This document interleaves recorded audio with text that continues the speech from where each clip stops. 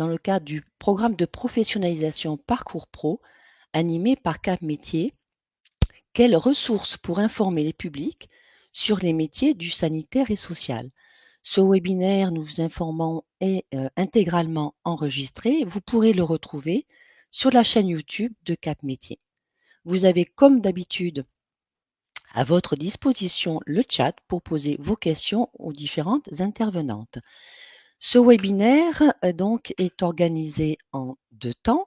Le premier temps, la région Nouvelle-Aquitaine et Cap Métiers vous présenteront leur mission et leur principe d'intervention. Dans un deuxième temps, à partir de 3 situations réelles d'accompagnement et d'information que des professionnels de terrain nous ont partagées dans le cadre de l'organisation de ce webinaire, nous vous présenterons les ressources, les outils sur lesquels vous pouvez vous appuyer pour informer et accompagner les publics sur ces métiers-là.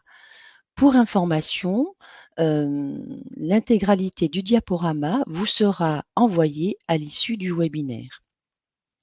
Donc, je propose de commencer avec Sandrine Perrin de la région Nouvelle-Aquitaine.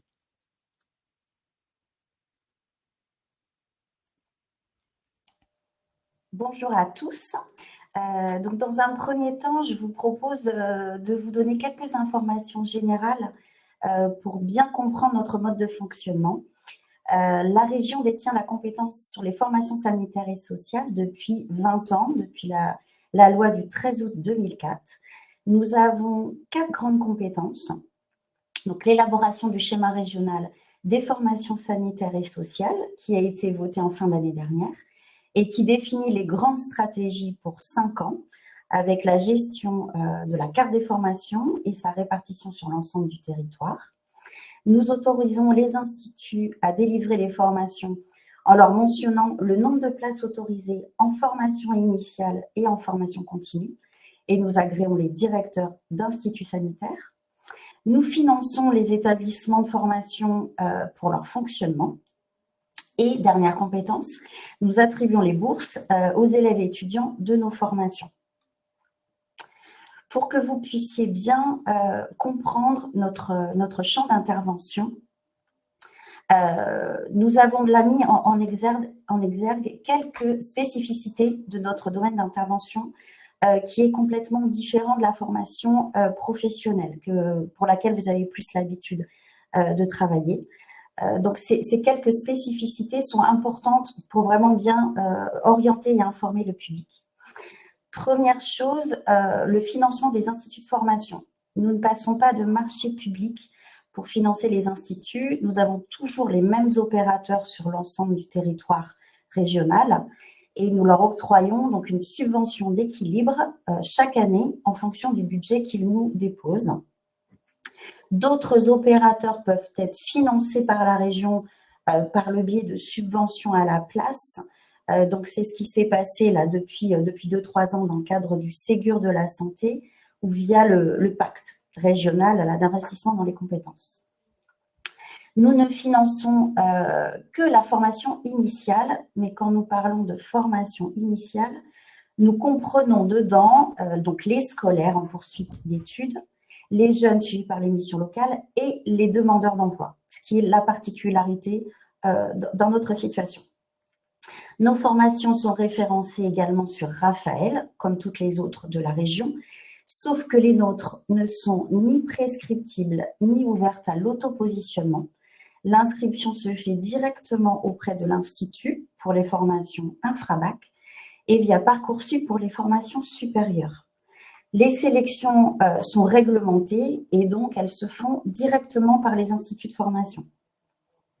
Toutes les voies de formation sont possibles, donc que ce soit la formation initiale, continue, l'apprentissage ou via la VAE.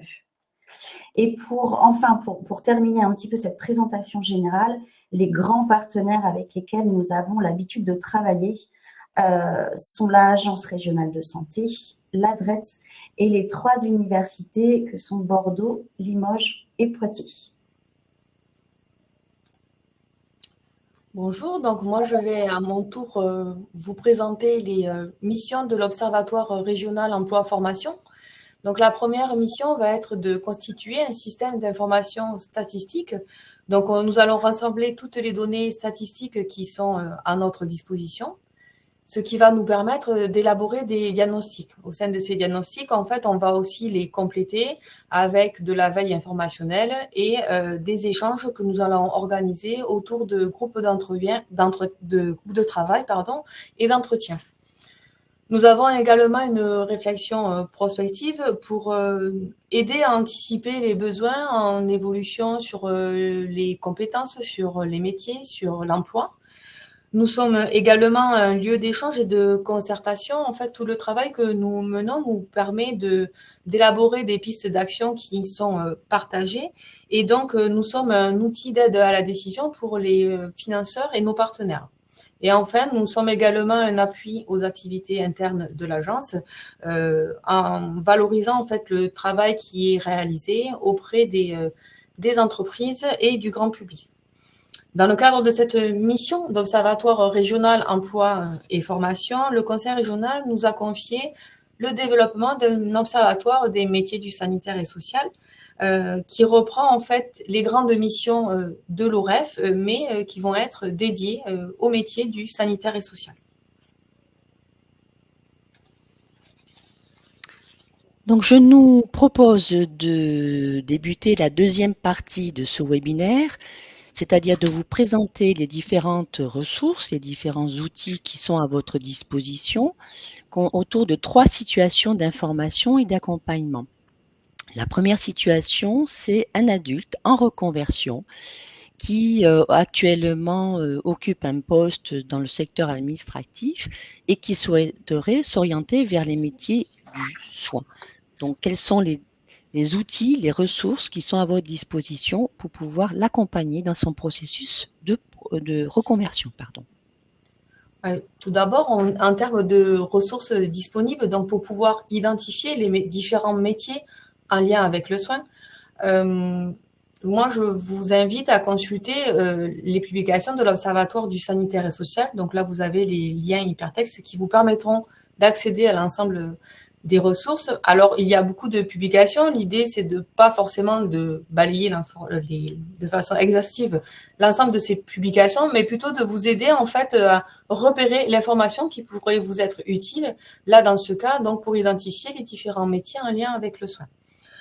Donc, sur cette page de l'Observatoire du sanitaire et social, sur le portail de Cap Métiers, vous pourrez retrouver des documents de synthèse, donc à destination du grand public et des professionnels, où en fait, ces documents de synthèse permettent d'avoir un premier niveau d'information sur les conditions de travail, les recrutements, les compétences et qualités requises et les formations.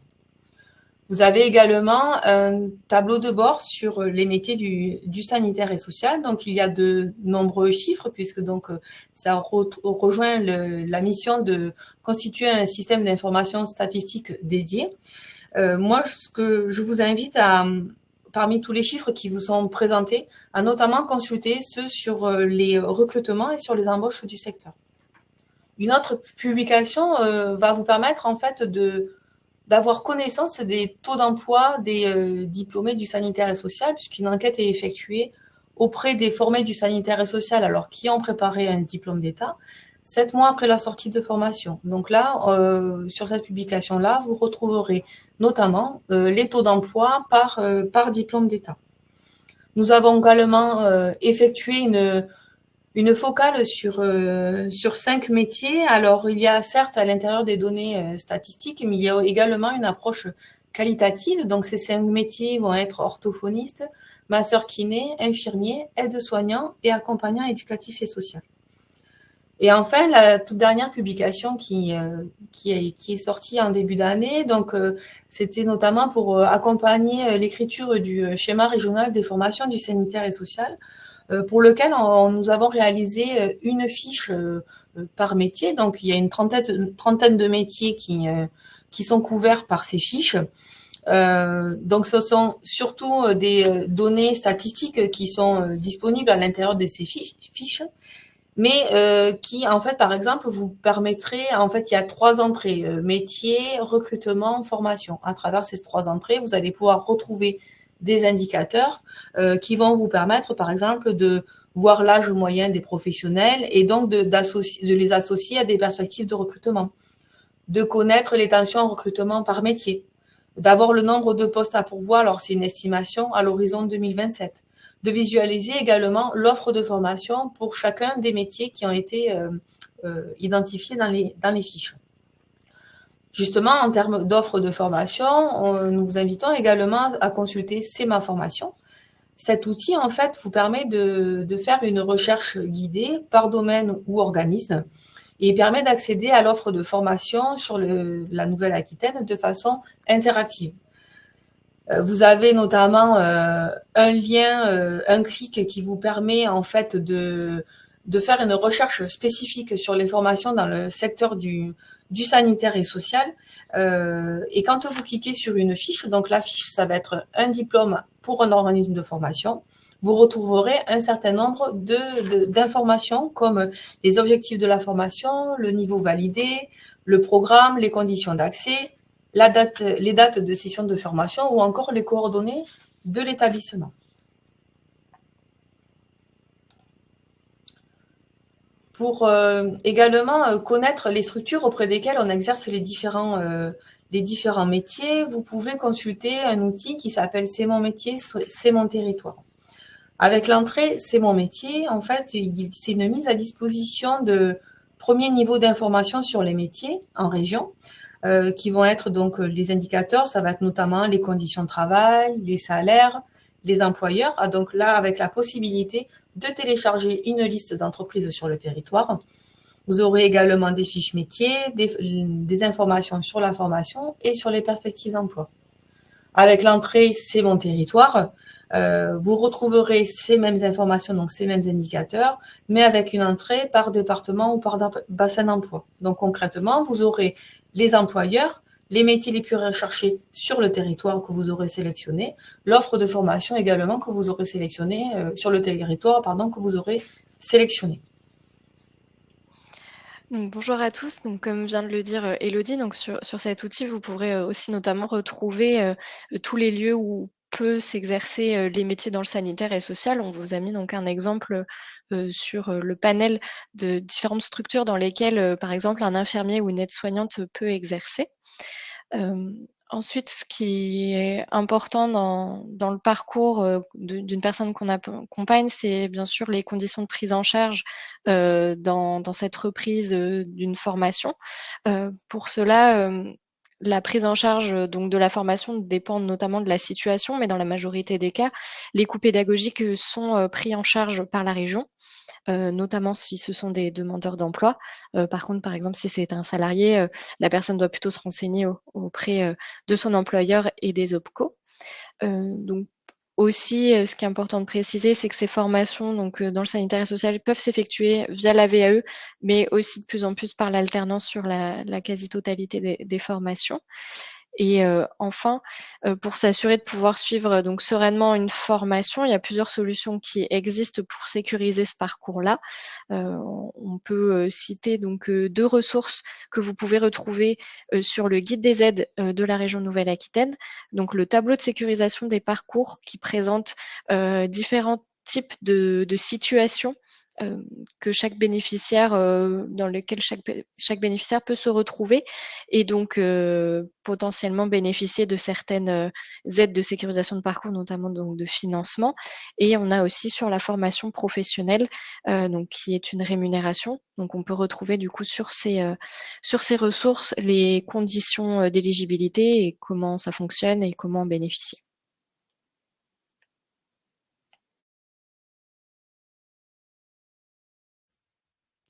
Donc, écoutez, aucune question pour l'instant dans le chat. Donc, ça veut dire que nos explications et notre fléchage des outils, des ressources est clair. Je vous propose de poursuivre avec la deuxième situation d'information et d'accompagnement. C'est un adulte qui est pour l'instant éducateur technique spécialisé et qui souhaite rester dans le même secteur, mais qui souhaite néanmoins soit changer de métier, soit de type de structure. Alors, il est possible de se former à d'autres métiers qui restent proches de sa situation actuelle et cela grâce à des passerelles qui permettent d'intégrer une formation avec des dispenses ou des allogements de blocs de compétences. Cet éducateur technique spécialisé pourra par exemple faire une formation d'éducateur de jeunes enfants ou éducateur spécialisé et bénéficier de ce système de passerelle. Comme vous pourrez le voir dans l'annexe 2 du schéma régional de formation sanitaire et sociale, le tableau des passerelles avec les blocs d'allègement, dispense, équivalence. Concrètement, la lecture du tableau que vous avez sous les yeux serait la suivante. S'il veut faire un diplôme d'état d'éducateur jeunes enfants, il aura donc la dispense du bloc 3 et 4, comme vous le voyez dans le cercle vert. S'il veut faire un DE d'éducateur spécialisé, il aura la dispense du bloc 3 et 4 et un allègement du bloc 2, comme vous le voyez dans le cercle jaune sur le tableau.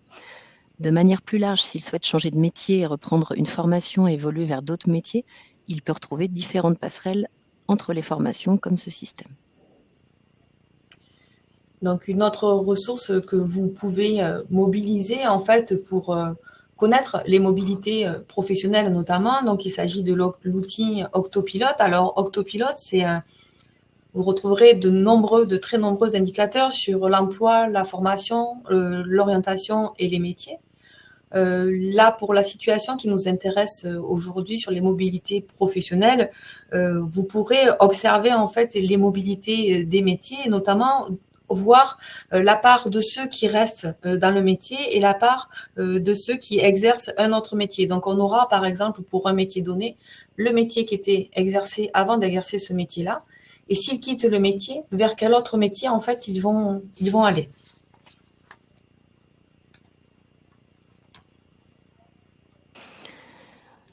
Alors, il existe des acteurs relais sur les territoires, tels que les conseillers en évolution professionnelle. C'est un service public gratuit accessible aux salariés indépendants durant toute leur vie professionnelle, qui permet à tout actif, à n'importe quel moment de sa vie, de disposer d'un temps d'écoute afin de construire avec un conseiller ou une conseillère dédiée un projet d'évolution professionnelle. Il existe également les ERIP, espaces régionaux d'information de proximité, qui sont des lieux d'accueil qui proposent un accès simplifié au droit et à l'information sur la formation, la recherche d'emploi, la validation des acquis de l'expérience, BAE, les métiers, la création, la reprise d'une entreprise. Pour se renseigner sur les métiers de la formation, il est aussi possible d'orienter la personne vers la plateforme Allo, c'est mon info, qui permet d'informer, d'écouter les personnes sur leur vie professionnelle. Donc, effectivement, plusieurs ressources sont à votre disposition pour se renseigner sur les métiers et les formations, donc notamment, effectivement, Allo, c'est mon info, qui vous permet d'avoir une information générale de premier niveau et d'être orienté vers le bon interlocuteur. Deux autres dispositifs existent, alors avec deux formats. C'est mon rendez-vous avec le format 30 minutes et le format 45 minutes. Concernant le format 30 minutes, il s'agit d'un temps d'échange pour s'informer plutôt sur les démarches. Et sur le format 45 minutes, ce sera un atelier pour trouver sa voie concernant les métiers, donc explorer les métiers qui pourraient vous intéresser.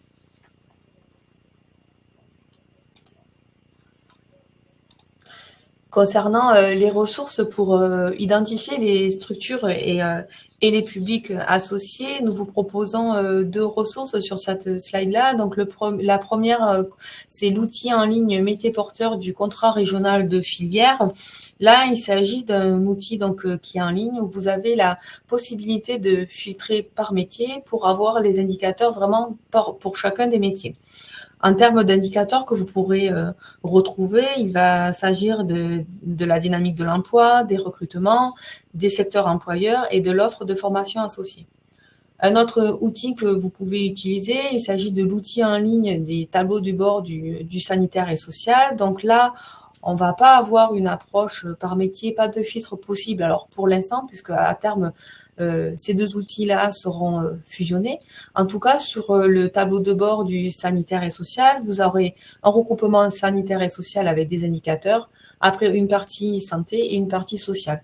Vous pourrez retrouver des éléments par métier, mais ça sera plutôt les principaux métiers alors par exemple, les principaux métiers qui sont en CDI, qui sont à temps partiel.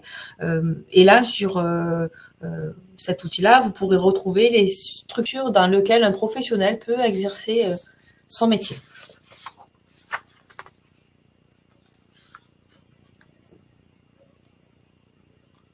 Donc, pas de questions pour l'instant de nos auditeurs.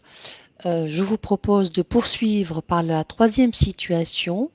Donc, un jeune scolaire ou post-scolaire qui ne connaît pas ou très très peu les deux secteurs et les différents métiers. Donc, quels sont les outils, les ressources que vous avez à votre disposition?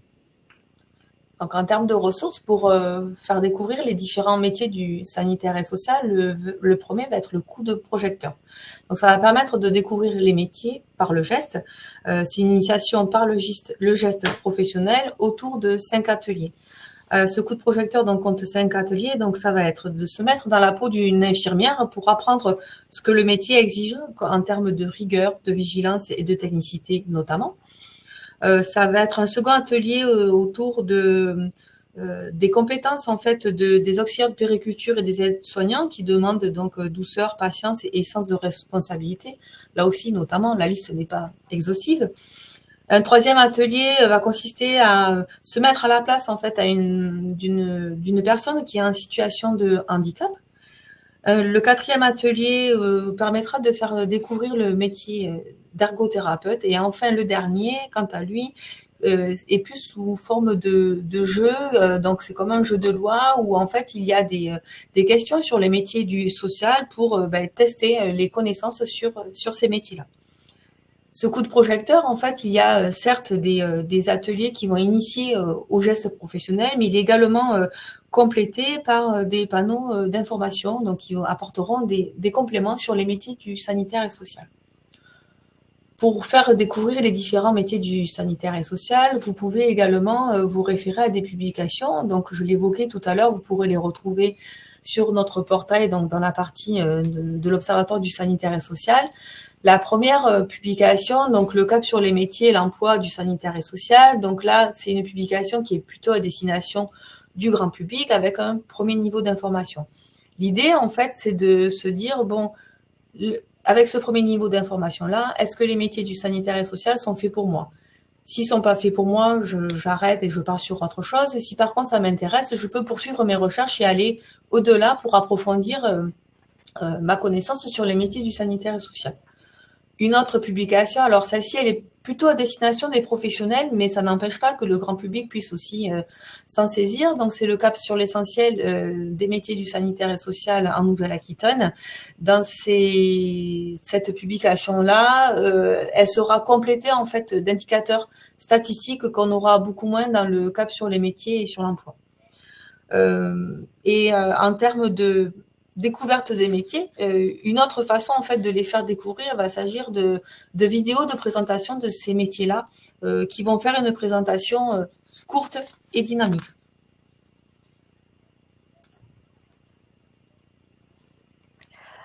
Aussi, donc les questions que peuvent se poser, peut-être certains jeunes, c'est concernant donc, la politique des stages pour la découverte des métiers dans les formations du sanitaire et social. Donc ce qui est important de noter, c'est que dans ce secteur-là, il n'est pas demandé aux apprenants de rechercher eux-mêmes leurs stages. Ce sont directement les instituts de formation qui s'occupent de les organiser et de placer, les étudiants durant tout leur cursus de formation, dans ces stages.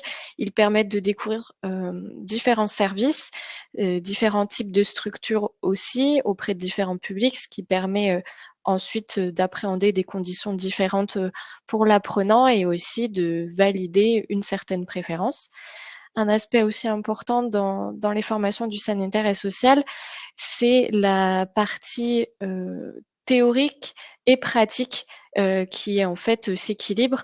Il y a pour moitié dans les cursus de formation une partie théorique et pour autre moitié une partie pratique terrain, donc qui est très, très importante. Sinon pour découvrir, les métiers dans le cadre de son orientation ou son cursus de formation, il y a plusieurs ressources qui sont, possibles. On a par exemple Vite mon stage qui s'adresse plutôt à des jeunes, au collège pour leur premier stage de découverte, stage de 3e, découverte métier. Donc c'est par territoire en fonction d'où, le bénéficiaire, le futur stagiaire se trouve, peut trouver les coordonnées des entreprises, proches de chez lui, susceptibles de l'accueillir, en stage pour, découvrir les différents métiers. Également, il y a l'outil C'est mon alternance. Comme évoqué, la totalité des formations du sanitaire et social sont possibles en alternance. Donc cet outil permet de trouver un contrat d'apprentissage ou de professionnalisation via un outil de recherche en fonction de sa formation ou du métier préparé. Et enfin, on a l'outil de la région Nouvelle-Aquitaine qui est un site d'offre d'emploi Talent d'ici. C'est un site d'offre d'emploi donc sur toute la région Nouvelle-Aquitaine où on peut retrouver tout type d'offres, que ce soit donc du stage, de l'alternance, de l'intérim, du CDI ou du CDD. Et donc c'est une plateforme, un job board classique qui met en relation les candidats et les entreprises directement. Enfin, donc ce qui est important, dans tout parcours de formation, donc y compris pour les jeunes, ce sont les aides qui peuvent exister. Donc pour faire le lien avec les stages dont on a parlé juste précédemment, il est important de noter que dans les cursus de formation d'aide-soignants et d'accompagnement éducatif et social, depuis le 1er janvier 2024, les remboursements des frais kilométriques, lorsqu'ils sont en stage, sont faits. Donc c'est une politique volontariste, de la région. Et ça vient compléter d'autres formations qui bénéficient aussi de ces remboursements-là. Là, par contre, c'est par une loi.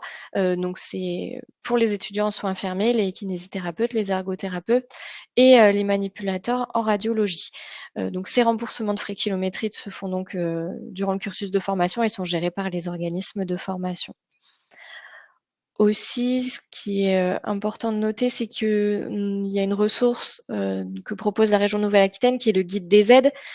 Et il permet donc de retrouver plein d'aides existantes pour aider à la sécurisation des parcours de formation des bénéficiaires, dont des spécifiques liés au secteur du sanitaire et social, comme les bourses du sanitaire et social, le fonds social formation aussi. Et on retrouve plusieurs ressources téléchargeables et des éléments pouvant indiquer les conditions d'éligibilité. On retrouve aussi d'autres aides annexes aussi pour sécuriser son parcours, par exemple comme l'aide au permis de conduire. Et après, ce qui n'est pas forcément précisé dans le guide des aides, mais évidemment, en tant qu'étudiants, ils peuvent bénéficier d'autres aussi avantages, comme des tarifs préférentiels sur des activités, les transports. Donc voilà à peu près sur les aides existantes pour ce type de public. Alors, nous avons une question, 2 questions, avant de passer à l'autre partie. Première question, comment pouvons-nous mobiliser les coups de projecteur? Et la deuxième question, est-ce que les places Ségur sont concernées par le remboursement des frais kilométriques des AES? Alors, sur la mobilisation des coups de projecteur, en fait, souvent le coup de projecteur, il peut être mobilisé autour d'un événement, donc il peut être réservé. Il faut savoir que ce coup de projecteur, en fait, c'est le seul qui existe en deux exemplaires parce qu'il a beaucoup de succès. Et pour ce faire, en fait, vous pouvez solliciter le pôle attractivité au niveau de Cap Métier qui s'occupe en fait des réservations du coup de projecteur. Je vais répondre à la deuxième question, donc sur le financement des frais kilométriques. Donc, ce financement, il est bien sûr valide pour toutes les personnes qui intègrent un cursus AES depuis le 1er janvier 2024, donc y compris bien sûr les places Ségur. Voilà, c'était les 2 seules questions posées jusqu'à maintenant. Je vous propose, Sandrine, de poursuivre pour présenter les différentes ressources qui seront détaillées dans le diaporama.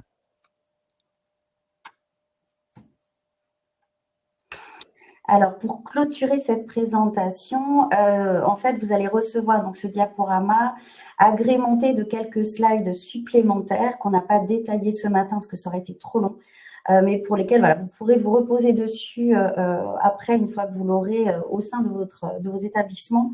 Donc, vous aurez quelques chiffres clés, notamment. Vous aurez les cartes des formations santé et sociale, un tableau regroupant toutes les formations que la région finance ou pas, pour que vous sachiez effectivement faire la différence. le fameux tableau de la sécurisation des parcours des apprenants pour que ça soit un guide pour vous entre les bourses, la rémunération, etc. Les 6 grandes ambitions que nous avons fait voter dans le cadre du schéma régional fin d'année dernière. Et puis, en dernière slide, vous aurez quelques liens pratiques pour vous emmener sur des outils voilà, plus pratico-pratiques sur présentation des métiers. Alors, le guide Vega, qui est un guide que nous avons établi, là, qui est paru en début d'année et qui regroupe pas mal de fiches de dispositifs et d'aides régionales, quel que soit le partenaire. En fait, il est multi-partenarial. Et donc, voilà, ça peut être une aide aussi pour informer vos publics. Et puis, cet escape game numérique fait par Cap Métiers, issu du Gérontopole, qui est sur l'aide à la personne. Voilà. Nous sommes ouverts à toute question si vous souhaitez avoir plus de précisions sur notre présentation. Merci à vous.